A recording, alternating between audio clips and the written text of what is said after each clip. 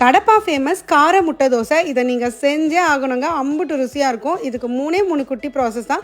Mixie jar எடுத்துக்கோங்க. 50 gram பொட்டுக்கடலை, 3 பல் பூண்டு, 1 டீஸ்பூன் சீரகம், 2 டீஸ்பூன் வெறுமிளகாய் தூள், இது கூட 1/2 டீஸ்பூன் உப்பு சேர்த்து இந்த மாதிரி பவுடர் பண்ணி வச்சுக்கோங்க. செகண்ட் ப்ராசஸ், அதே மிக்ஸி ஜாரில் கட் பண்ண ஒரு வெங்காயம், சுடு தண்ணியில் 1/2 மணி நேரம் ஊற வச்ச 8 காஞ்ச மிளகாய், ஒரு நெல்லிக்காய் சைஸ் புளி, 1/2 டீஸ்பூன் உப்பு சேர்த்து அதையும் நல்லா மைய அரைச்சி வச்சிருங்க. மூணாவது ப்ராசஸ், கடாயில் எண்ணெய், கடுகு, உளுந்து, சீரகம், காஞ்ச மிளகாய், கருவேப்பிலை போட்டு தாளிச்சிட்டு 1/4 டீஸ்பூன் மஞ்சள் போட்டுக்கோங்க.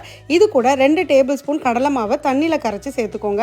அதோட 1/2 கப் தண்ணி ஊற்றிட்டு ஒரு பச்சை மிளகாய், கொஞ்சமாக கொத்தமல்லி, 1/2 டீஸ்பூன் உப்பு சேர்த்தீங்கன்னா Bombay chutney ready. So as usual நீங்கள் எப்பவும் சுடுற மாதிரி உங்ககிட்ட இருக்கிற இட்லி மாவோ தோசை மாவுலையோ தோசை ஊற்றிக்கோங்க. இப்போ தோசைக்கு மேலே நம்ம ரெடி பண்ண 2 table spoon Bombay chutney, 2 table spoon red chutney, இது கூட 2 முட்டையை உடைச்சு ஊற்றி நல்லா மிக்ஸ் பண்ணிக்கோங்க. மிக்ஸ் பண்ண பிறகு 1 நிமிஷம் அப்படியே விட்டுருங்க. அதுக்கு மேலே மழைச்சாரல் மாதிரி நம்ம ரெடி பண்ண பொடியும் மேலே தூவிடுங்க. இப்போ இதுக்கு மேலே 1 டேபிள் ஸ்பூன் எண்ணெய் இல்லை 1 டேபிள் ஸ்பூன் நெய் ஊற்றிக்கோங்க. லோ ஃப்ளேமில் ஒரு 5 நிமிஷம் அப்படியே வேகட்டும். கீழே அழகாக கலர் மாறி இருக்கும். அப்படியே தோசையை அல்லேக்கா திருப்பி போடுங்க. கொஞ்சம் ஹெவியாக தான் இருக்கும். அடுத்து ஒரு 2 நிமிஷம் விட்டீங்கன்னா அருமையான கடப்பா கார முட்டை தோசை ரெடி. இந்த கடப்பா கார முட்டை தோசை ஆளுக்கு 1 சாப்பிட்டாலே போதும். நம்ம ரெடி பண்ண பொடி அந்த ரெட் சட்னி பாம்பே சட்னியோட சர்வ் பண்ணுங்க. அட்டகாசமாக இருக்கும். ஸோ சண்டே பிரேக்ஃபாஸ்ட் இல்லைனா டின்னருக்கு இதை ட்ரை பண்ணி